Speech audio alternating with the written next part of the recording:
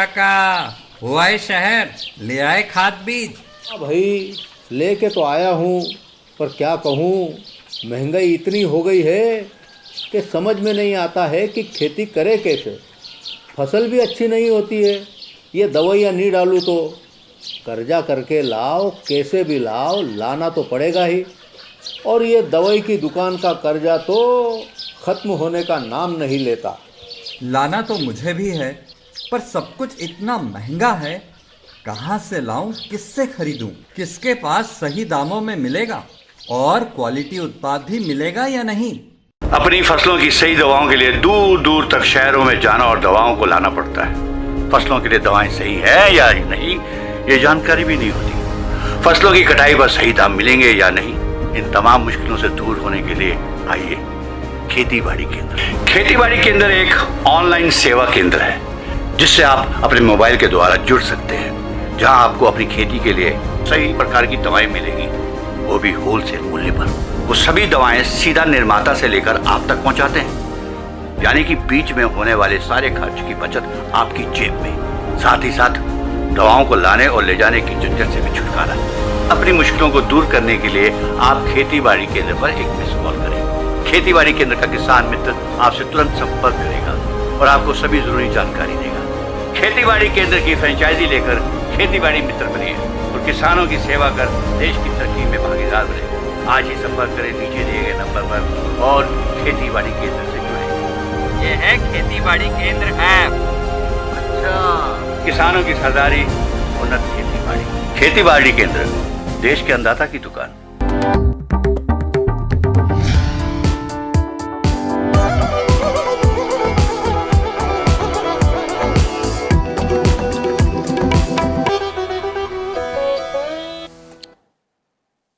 कहते हैं कि रुके हुए पानी में वक्त के साथ अशुद्धियां आ जाती हैं, जबकि बहता हुआ पानी हमेशा निर्मल रहता है।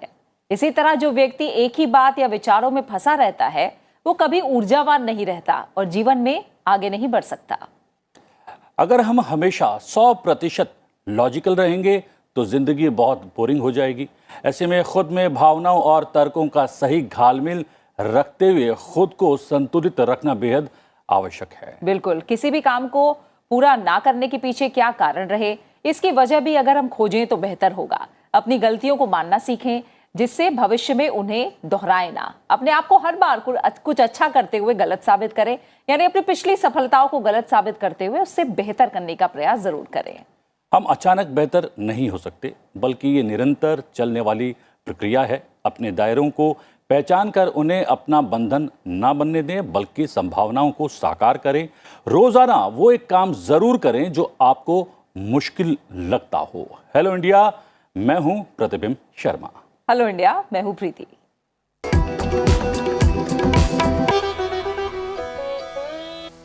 और आइए शुरुआत कर लेते हैं देश की बड़ी खबरों के साथ। संसद की लोक लेखा समिति यानी पीएसी का शताब्दी समारोह नई दिल्ली में संपन्न हो गया।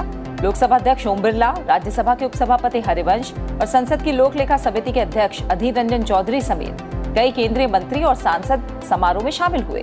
इसके अलावा राज्य विधानमंडलों के पीठासीन अधिकारी, राज्यों की लोक लेखा समितियों के अध्यक्ष और कई अन्य गणमान्य व्यक्ति भी समापन समारोह में शामिल हुए।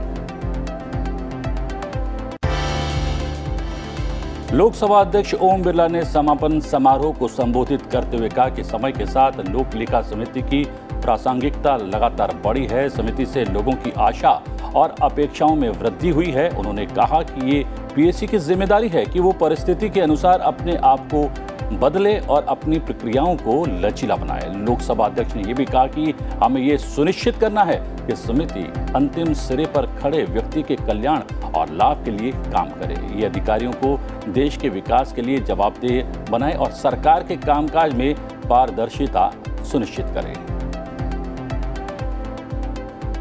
हम किस तरीके से हमारा राष्ट्र के प्रति जो दायित्व वो निभा सकते हैं, किस तरीके से समाज के अंदर व्यापक परिवर्तन कर सकते हैं, इसके लिए संसदीय समितियां व्यापक रूप से काम कर रही है। इन संसदीय समितियों की जो सिफारिशें होती है, उन सिफारिशों को भी सरकार मानती है, क्योंकि संसदीय समितियां डायरेक्ट सीधा संपर्क करती है। चाहे विधेयक बनाने में हो, विधेयक बनाने के लिए जब कानून बनता है उसके लिए भी कानून के पढ़ने वाले प्रभाव के पढ़ने वाले लोगों से चर्चा करती है, संवाद करती है, ताकि कानून सही बने। इसके लिए भी संसद हो या राज्य की स्टैंडिंग कमेटियों का बहुत बड़ा रोल आज की लोकतांत्रिक व्यवस्था के अंदर है। प्रधानमंत्री नरेंद्र मोदी ने अहमदाबाद के संस्कार धाम के स्कूली छात्रों के साथ बातचीत के लिए टोक्यो ओलंपिक स्वर्ण पदक विजेता नीरज चोपड़ा की सराहना की है। नीरज चोपड़ा के ट्वीट के जवाब में प्रधानमंत्री ने कहा कि उनका छात्रों के बीच जाना और उन्हें खेलकूद और फिटनेस के लिए प्रेरित करना सराहनीय है। प्रधानमंत्री ने कहा कि इस तरह के प्रयास से खेल और योग के प्रति लोगों में दिलचस्पी बढ़ती है। शनिवार को नीरज चोपड़ा ने महत्वाकांक्षी मेल मिलाप कार्यक्रम की शुरुआत की थी, जिसका उद्देश्य भारत के वरीयता प्राप्त खिलाड़ियों को स्कूली छात्रों के साथ जोड़ना है।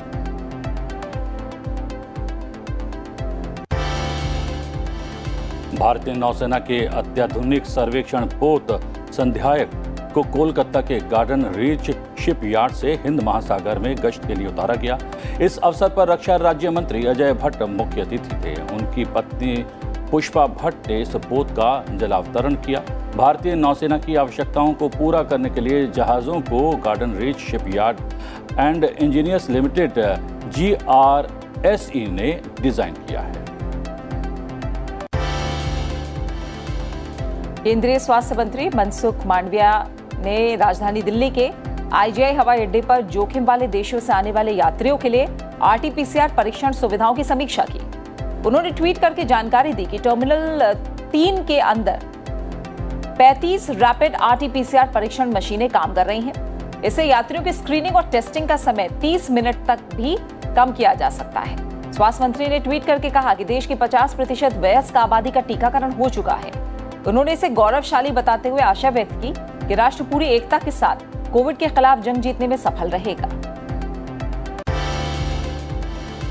इलेक्ट्रॉनिक्स और सूचना प्रौद्योगिकी मंत्रालय ने नई दिल्ली में सप्ताह भर चलने वाले आज़ादी का डिजिटल महोत्सव के अंतर्गत डिजिटल भुगतान उत्सव का आयोजन किया। इस उत्सव में भारत में डिजिटल भुगतान की शुरुआत और उसकी यात्रा दर्शाई गई।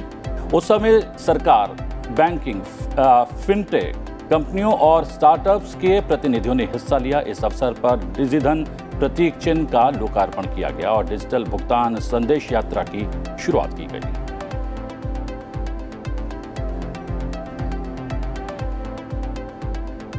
जी हाँ प्रीति, अब देश की खबरों के बाद रुक कर लेते हैं राज्य से जुड़ी खबरों की ओर। बिल्कुल, आइए देखते हैं नॉर्थ ईस्ट वेस्ट साउथ चारों कोनों से आ रहे राज्यों से बड़ी खबरें।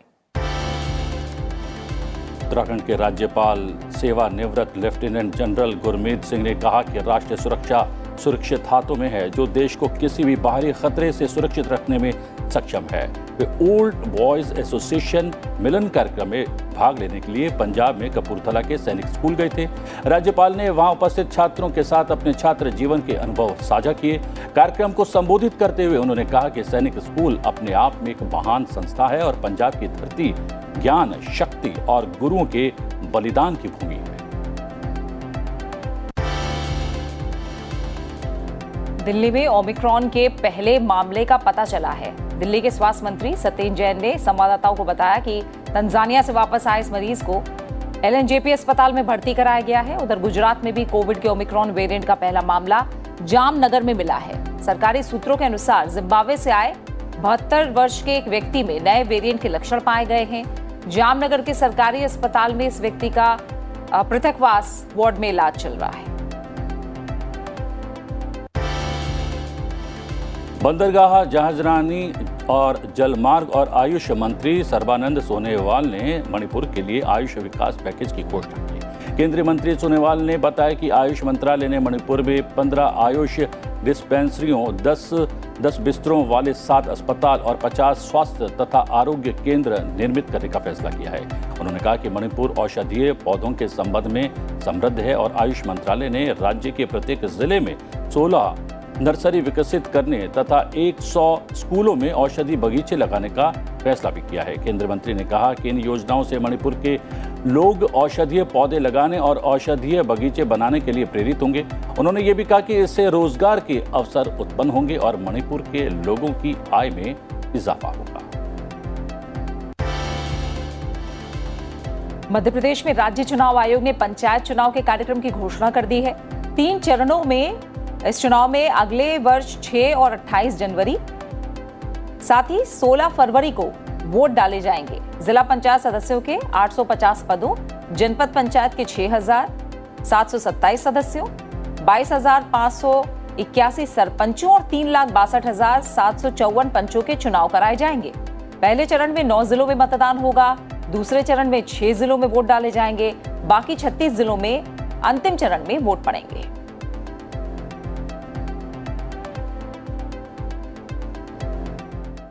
और आइए अब एक नजर डाल लेते हैं दुनिया भर की कुछ बड़ी खबरों पर। रूस के राष्ट्रपति व्लादिमीर पुतिन आज 21वें भारत रूस वार्षिक बैठक में भाग लेने के लिए चंद घंटों की भारत यात्रा पर पहुंचेंगे और इस दौरान यात्रा में ही प्रधानमंत्री नरेंद्र मोदी और व्लादिमीर पुतिन के बीच हैदराबाद हाउस में शाम को होने वाली बैठक पर दुनिया की निगाहें टिकी हैं। हिंद प्रशांत क्षेत्र, क्वाड और अफगानिस्तान पर दोनों देशों के बीच जारी मतभेद और चीन भारत तनाव के बीच पुतिन की इस यात्रा को खासा महत्व दिया जा रहा है। रूसी राष्ट्रपति पुतिन के दौरे में दोनों देश 5,000 करोड़ से अधिक के AK-203 असॉल्ट राइफल सौदे पर मुहर लगाएंगे। साथ ही व्लादिमीर पुतिन प्रधानमंत्री नरेंद्र मोदी को मिसाइल रक्षा प्रणाली S-400 का मॉडल भी उपहार स्वरूप सौंपेंगे। भारत को इस रक्षा प्रणाली की आपूर्ति के प्रतीक के रूप में ये मॉडल रूस सौंपेगा। यूक्रेन को लेकर रूस और नाटो के बीच तनाव लगातार बढ़ता जा रहा है। लंबे समय तक सोवियत संघ का हिस्सा रह चुका यूक्रेन अब नाटो में शामिल होकर पश्चिमी देशों के धड़े में शामिल होना चाहता है। रूस यूक्रेन की सीमा पर भारी सैन्य बल तैनात कर रहा है।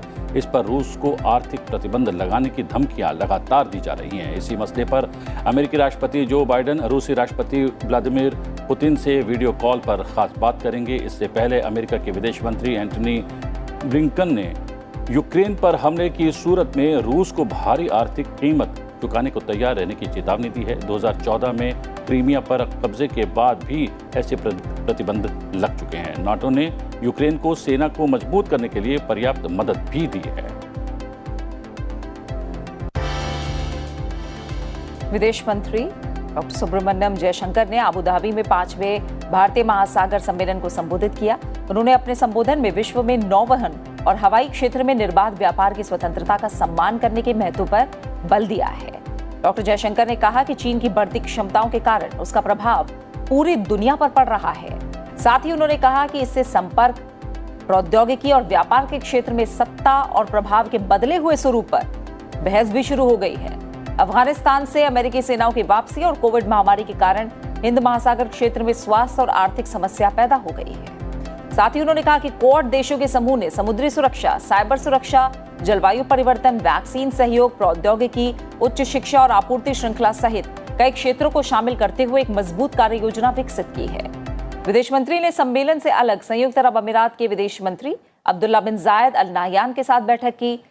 डॉक्टर जयशंकर ने अबू धाबी के प्रिंस मोहम्मद बिन जायद अल नाह्यान से मुलाकात की और उन्होंने संयुक्त अरब अमीरात के स्वर्ण जयंती पर प्रधानमंत्री नरेंद्र मोदी का शुभकामना संदेश भी अल नाह्यान को दिया है।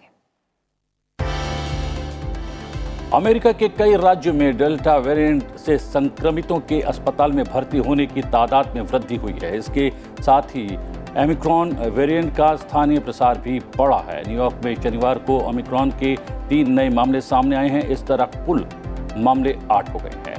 राज्य स्वास्थ्य आयुक्त मैरी बेसेट ने कहा कि न्यूयॉर्क में ओमिक्रॉन का सामुदायिक प्रसार शुरू हो चुका है, जबकि अस्पताल डेल्टा संक्रमण के मरीजों के भर्ती होने के दबाव में है। 30 दिनों में संक्रमण दर यहां पर 2 गुना हो चुका है।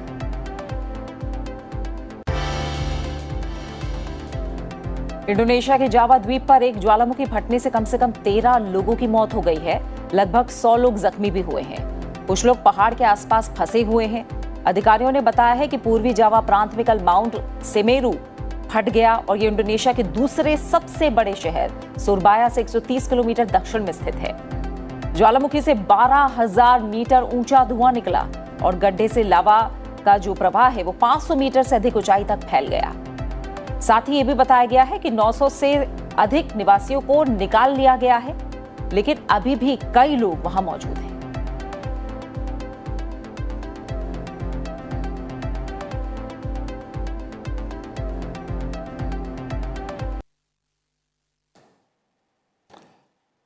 और अब बात कर लेते हैं कुछ सेहत की। बिल्कुल। और सेहत की बात करने में हम बता देते हैं कि सर्वाइकल का दर्द एक आम समस्या है। बिल्कुल। और सर्वाइकल की जैसा आपने भी बताया प्रतिबिंब की आम समस्या है। हम जानते हैं कि जो लाइफस्टाइल अब हो गई है, बैठे बैठे काम करना, सेडेंट्री लाइफस्टाइल जिसे हम कहें, तो सर्वाइकल एक तरह से मैं कह सकती हूँ कि हर दूसरे घर में कोई ना कोई सर्वाइकल की समस्या से पीड़ित है। तो जैसा हम बता रहे हैं कि घंटों बैठकर काम करना इसका एक बड़ी वजह है। जी जी। और अक्सर गर्दन में दर्द की शिकायत रहती है लोगों को, जिसे वो कुछ साधारण सा दर्द समझ लेते हैं और हल्की सी गर्दन की एक्सरसाइज या योग कर लेते हैं और मानने लगते हैं कि उन्हें गर्दन के दर्द से निजात मिल गई है। ये दर्द युवाओं से लेकर बुजुर्गों तक देखने को मिल रहा है। क्या आपको पता है कि जिसे आप गर्दन का दर्द कहते हैं वो सर्वाइकल पेन है, जिसका समय पर इलाज नहीं किया जाए तो ये दर्द आपको और भी कई बीमारियों की चपेट में डाल सकता है। बिल्कुल। तो सर्वाइकल का जो पेन है या सर्वाइकल आखिर है क्या, और इसके लिए क्या करना चाहिए ताकि इससे हमें निजात मिल सके, आइए जानते हैं अपने एक्सपर्ट से।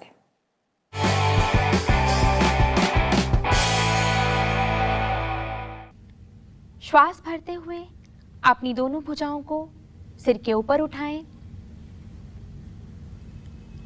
श्वास छोड़ें, कोहनियों को मोड़ें और अपने दाएं हाथ को बाएं कंधे पर, बाएं को दाएं कंधे पर रखें। ध्यान दें पीछे की ओर क्रॉस की आकृति बन जाए। कोहनियां कान के समीप हों, कमर गर्दन को सीधा रखें, आंखें बंद। सामान्य श्वास प्रश्वास के साथ आसन में बने रहें।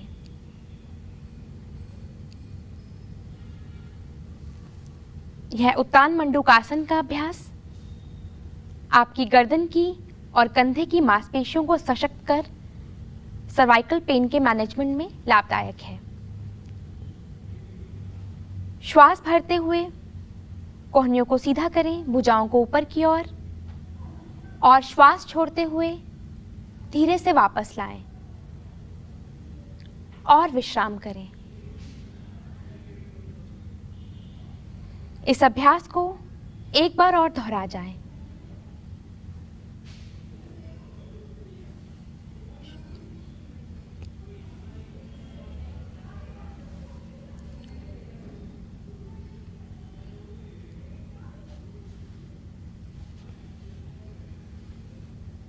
धीरे से वापस आए और विश्राम करें।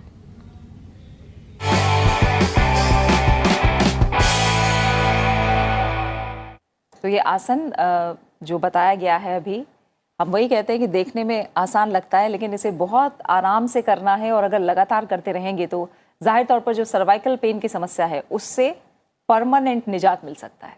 और अब बात आज के इतिहास की।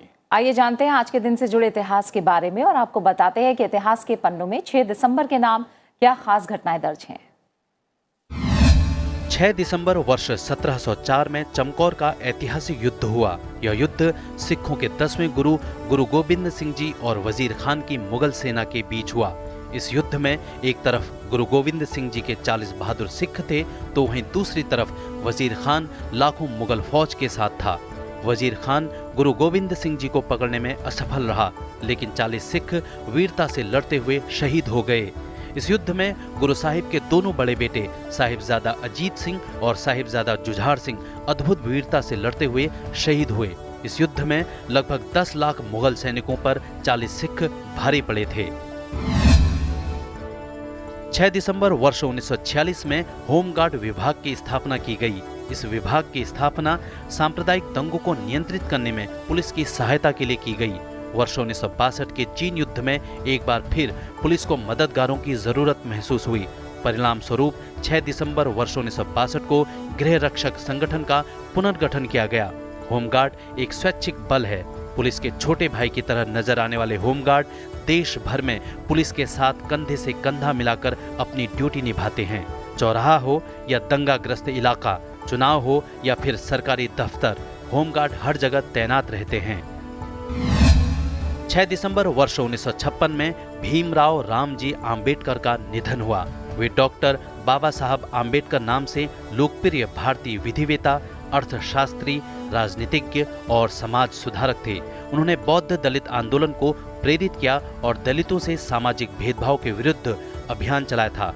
वे स्वतंत्र भारत के प्रथम विधि और न्याय मंत्री, भारतीय संविधान के जनक और भारत गणराज्य के निर्माताओं में से एक थे। वर्ष 1990 में आम्बेडकर को मरणोपरांत भारत के सर्वोच्च नागरिक सम्मान भारत रत्न से सम्मानित किया गया। हम बता दें, इसके अलावा 2 दिवसीय लोक लेखा समिति शताब्दी समारोह में आए संसद सदस्य, राज्यों के विधायी निकायों के पीठासीन अधिकारी और राज्यों की लोक लेखा समितियों के सभापतियों को लोकसभा अध्यक्ष ओम बिरला ने रात्रि भोज पर आमंत्रित किया। और इस दौरान हुए सांस्कृतिक कार्यक्रम में मशहूर शास्त्रीय नृत्यांगना गौरी दिवाकर और उनकी टीम ने ओडिसी, कथक और भरतनाट्यम प्रस्तुत किया। साथ ही नॉर्थ ईस्ट के कलाकारों ने भी मनमोहक प्रस्तुति दी। आइए देखते हैं इसकी कुछ झलकियां।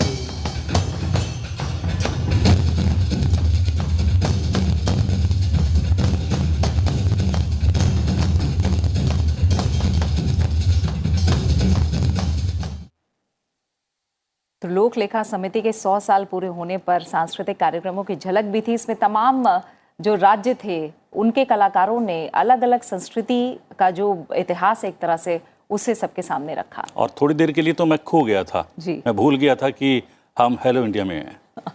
और आइए, जैसा हमने जिक्र भी किया कि आज डॉक्टर भीमराव अंबेडकर का परिनिर्वाण दिवस है और भारतीय संविधान के मुख्य शिल्पकार डॉक्टर भीमराव रामजी अंबेडकर की पुण्यतिथि है आज। उनका महापरिनिर्वाण 6 दिसंबर 1956 को हुआ था।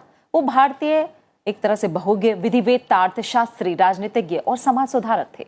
और उन्होंने दलित बौद्ध आंदोलन को प्रेरित किया और अछूतों से सामाजिक भेदभाव के विरुद्ध अभियान चलाया। श्रमिकों, किसानों और महिलाओं के अधिकारों का समर्थन भी किया। वो स्वतंत्र भारत के प्रथम विधि एवं न्याय मंत्री थे, भारतीय संविधान के जनक एवं भारत गणराज्य निर्माताओं में से एक थे। उन्होंने अपना पूरा जीवन जातिवाद को खत्म करने और गरीबों, दलितों, पिछड़े जो लोग हैं उनके उत्थान के लिए अर्पित कर दिया। इसलिए आज के दिन उनकी पुण्यतिथि को महापरिनिर्वाण दिवस के तौर पर मनाया जाता है।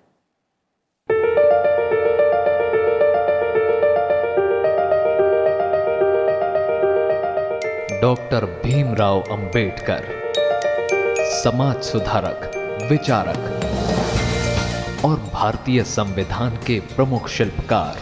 उन्होंने कमजोरों को दिलाई राजनीतिक हिस्सेदारी और किया आह्वान, शिक्षित बनो, संगठित रहो, संघर्ष करो और बनो महान। बाबा साहेब के नाम से मशहूर अंबेडकर ने जीवन में किए कई बड़े काम। पिछड़ों और महिलाओं के हक की उठाई आवाज। भारत सरकार ने अतुलनीय योगदान के लिए उन्हें 1990 में दिया भारत रत्न सम्मान। जी हाँ, ये थी बाबा साहब भीमराव अंबेडकर महापरिनिर्वाण दिवस से जुड़े हुए कार्यक्रम की सीधी तस्वीरें। जी हाँ, और अब वक्त हो चला है आपसे इजाज़त लेने का। कल फिर आपसे ठीक सुबह 8 बजे मुलाकात होगी। फिलहाल मुझे और प्रतिबिंब को दीजिए इजाज़त। नमस्कार। तुमने बनना सिखलाया, तुमने बनना सिखलाया।